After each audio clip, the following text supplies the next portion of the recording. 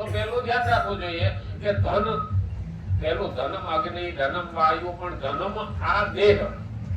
કારણ કે શરીર સારું ન હોય તો ધન બીજું કોઈ કામનું નથી. એટલે આ ધનતેરસના દિવસે આપણે ધનનું તો, લક્ષ્મીનું તો પૂજન કરીએ, પણ સાથે સાથે ધન્વંતરીનું પણ પૂજન કરીએ. ભગવાન ધન્વંતરી, જેને આપણે આ શરીર સારું રાખવા ઔષધિઓ આપી, એ પણ પૂજન કરીએ.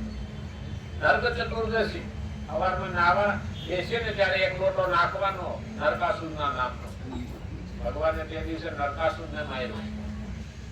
અને દિવાળી, દિવાળે એને દિવાળી કહેવાય. અને બાપની ઇજ્જત માટે જથ્થાબંધ પાણી ફેરવે એને હોળી કહેવાય. એટલે હોળીમાં ભેગું કરીને હળગાવવાનું, આમાં લાઈનસર હળગાવવાનું. હળગાવવાનું તો બેયમાં છે, પણ પહેલામાં રંગોળી બને, પહેલામાં ભડકો થાય.